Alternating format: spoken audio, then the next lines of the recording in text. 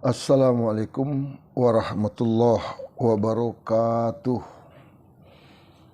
Bersyukur kita kehadirat Allah Subhanahu wa taala yang masih memberikan kita kesempatan untuk menambah ilmu tentang agama kita, mempelajari Al-Quran, mempelajari sunnah Rasulullah sallallahu alaihi wasallam yang merupakan nikmat yang paling besar yang diberikan oleh Allah Subhanahu wa taala kepada kita. Kita diberi hidayah mengikuti sunnah Nabi sallallahu alaihi wasallam. Selawat dan salam marilah kita tujukan kehadirat Rasulullah sallallahu alaihi wasallam, kepada keluarganya, sahabat-sahabatnya, dan orang-orang yang telah mengikuti sunnahnya sampai hari kiamat. Mendengar jemaah kaum muslimin yang dimuliakan Allah Subhanahu wa taala. Pada kenyataan di tengah-tengah masyarakat di mana kita tinggal di negeri kita ini, seringkali kita lihat tentang cerita kisah orang-orang yang mati bunuh diri, mati tertabrak kereta api, atau mati macam-macam lah yang tidak sewajarnya.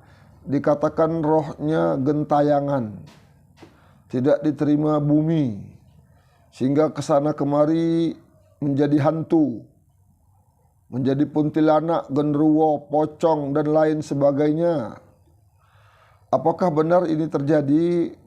Maka untuk masalah ini perlu kita timbang dengan Al-Quran dan Sunnah Nabi Sallallahu Alaihi Wasallam, karena sedikit sekali ilmu yang Allah Subhanahu Wa Taala berikan kepada manusia tentang masalah roh ini.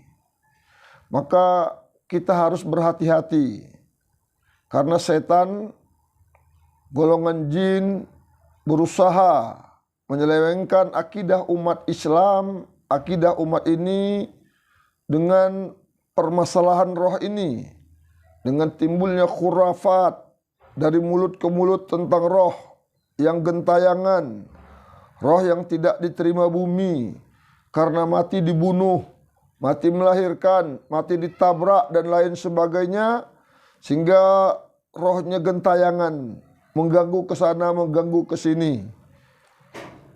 Maka ini merupakan cerita kenyataan yang ada di tengah-tengah masyarakat kita. Sehingga anak-anak kita pun kalau bangun malam, atau ada di antara kita sendiri yang bangun malam ingin pipis, ingin ke kamar mandi, ketakutan, was-was akan dijumpai pocong, dijumpai genderuwo, dan lain sebagainya. Oleh sebab ini, bisakah orang yang mati tadi menjelma menjadi pocong?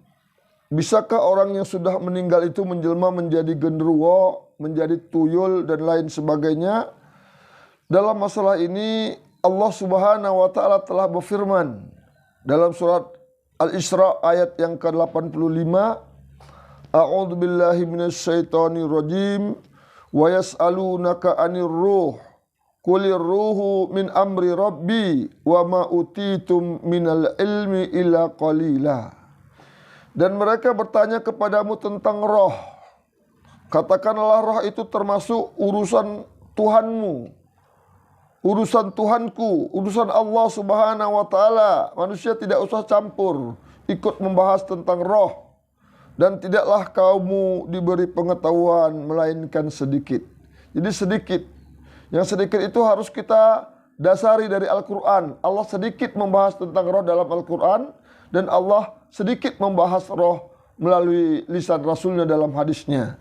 Jadi jangan coba-coba kita bahas tentang roh, tentang alam gaib ini yang tidak punya dalil dari kitab dan sunnah.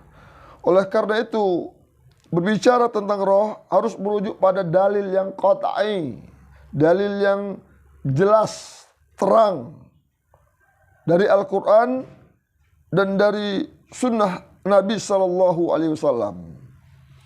Karena di sisi lain, tidak ada satu keterangan pun yang memahamkan bahwa roh yang keluar dari jasad, keluar dari tubuh manusia itu bisa bergentayangan, apalagi menampakkan diri, menjelma di hutan-hutan, menjelma di tempat-tempat yang sepi, menampakkan keluarganya, duduk di bangku rumahnya, duduk di tempat tidur rumahnya, di tempat kematiannya, dan lain sebagainya. Sehingga banyak khurafat-khurafat ini yang dibuat oleh kaum muslimin, berbagai macam acara-acara ritual, agar roh orang yang sudah meninggal itu tidak mengganggu keluarganya.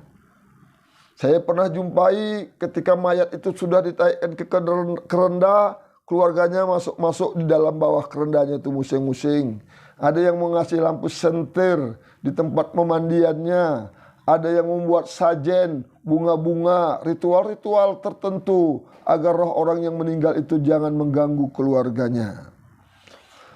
Pendengar yang dimuliakan oleh Allah Subhanahu wa taala, permasalahan ini karena kita punya agama, punya pedoman, punya Al-Qur'an, punya nabi kita telah terangkan dengan jelas.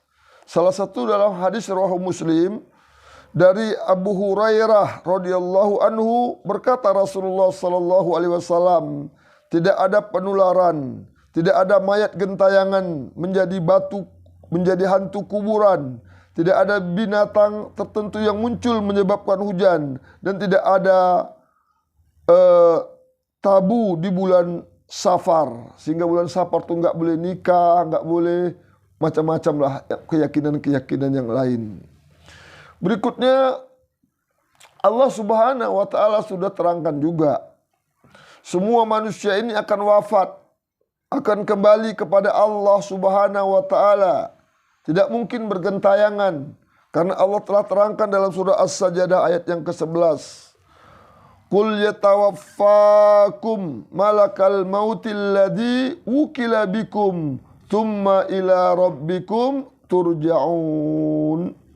Katakanlah, malaikat maut yang diserahi untuk mencabut nyawa, yang diserahi untuk mencabut nyawamu, kata Allah, akan mematikanmu. Kemudian hanya kepada Tuhanmu lah kamu akan dikembalikan. Jadi kita itu semua akan kembali kepada Allah. Tidak ada yang ditinggalkan di dunia. Keyakinan-keyakinan yang ada roh gentayangan, mayatnya tidak diterima bumi, mengganggu, menjelma, itu adalah cerita khurafat yang tidak perlu dipercayai. Tidak ada dalil dari Al-Quran dan Sunnah yang bertentangan dengan akidah kaum muslimin, akidah Islam, akidah ahli sunnah wal jamaah, yang harus dijauhi. Jadi seperti itu. Jadi ukuran, karena yang membicara tentang roh itu harus ada dalil. Allah terangkan semuanya. Kita ada pedoman, ada Al-Quran. Jadi barometer ukuran kita benar atau salah argumen yang telah disampaikan kepada kita. Jemaah yang dimuliakan oleh Allah Subhanahu wa taala, kalau tentang kerasukan jin, iya ada, tapi bukan kerasukan roh. Kerasukan roh tidak ada. Misalnya roh bapaknya masuk ke tubuh anaknya, diakuinya, aku ini bapakmu, aku ini kakekmu, aku ini anakmu, kesurupan, dia mengaku sebagai anaknya, mengakui orang yang hidup. Itu tidak benar. Itu tipu muslihat jin. Allah Subhanahu wa taala menjelaskan juga tentang kerasukan itu memang ada, tidak bisa diingkari, karena Allah Subhanahu wa taala telah terangkan dalam surah Al-Baqarah ayat yang ke-275, alladzina ya'kuluna riba la yaqumuna illa kama yaqumu alladzina yatakhabbatuhu syaitan minal mas. Orang-orang yang makan mengambil riba tidak dapat berdiri melainkan seperti berdirinya orang yang kemasukan setan lantaran tekanan penyakit gila. Jadi ada, Allah terangkan. Orang-orang yang makan riba itu nanti di hari kiamat seperti orang mabuk, dia seperti orang kerasukan nanti dibangkitkan di hari kiamat. Allah terangkan seperti ini. Jadi ada kesurupan, itu ada. Jelas dalilnya dari Al-Quran. Para ulama juga menjadikan ayat ini sebagai dalil yang qat'i yang menunjukkan adanya fenomena jin merasuki tubuh manusia. Jadi jin masuk ke tubuh manusia itu betul ada, bukan dusta. Jangan tunggu dimasuki jin dulu keluarganya baru kita percaya, jangan. Imam Al-Qurtubi menyatakan dalam ayat yang kita bacakan tadi adalah menegaskan bahwa jin bisa masuk ke dalam tubuh manusia.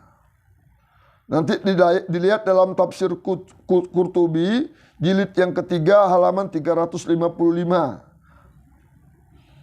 Jadi para ulama mengatakan seperti itu. Ada, kesurupan itu ada. Jadi berikutnya Rasulullah Shallallahu Alaihi Wasallam juga menguatkan pemahaman tentang yang adanya manusia kesurupan dalam hadis riwayat Bukhari dan Muslim.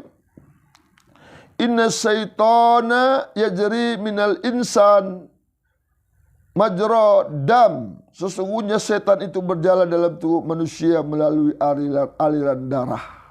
Jadi dia masuk ke tubuh manusia melalui aliran darah. Bisa merubah sifat manusia ini yang sudah dimasuki setan. Biasanya orangnya egois, emosional, mudah marah, sensitif, mudah tersinggung. Tak peduli dia siapa, marahnya yang didepankan. Tidak perlu benar, salah, yang penting marah.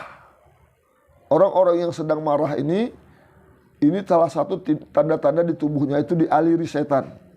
Yang kedua, sering mimpi tidur. Atau payah tidur, terganggu tidur, ketidihan. Atau payah ibadah, susah kali ibadah. Ini yang diterangkan oleh para ulama kita. Jemaah yang dimuliakan oleh Allah Subhanahu wa taala, oleh sebab itu tidak ada roh gentayangan. Jadi yang menjelma menjadi kakek kita sudah meninggal. Menjelma menjadi ibu kita meninggal. Nampak-nampakan di rumah kita. Nampak-nampakan kakek kita, nampakan orang tua, nampakan kakek-kakek, atau nampakan kepalanya pontong, nampakan tangan jalan-jalan, nampakan kepala tergantung, itulah tipu muslihat jin yang akan menyesatkan manusia. Tidak perlu ditakutin. Kita takutnya kepada Allah. Dibersihkan dengan ruqyah syar'iyah. Bacakan Al-Quran. Minta kepada Allah Subhanahu wa ta'ala agar semua gangguan yang ada di sekitar kita itu dibersihkan oleh Allah Subhanahu wa ta'ala dengan mempelajari ruqyah syar'iyah dengan benar. Tidak ada solusi lain untuk membersihkan gangguan-gangguan jin di tubuh kita, di orang-orang yang dekat dengan kita, di rumah kita, dimanapun kita berada, selain kita mohon pertolongan kepada Allah yang disebut dengan ruqyah syar'iyah.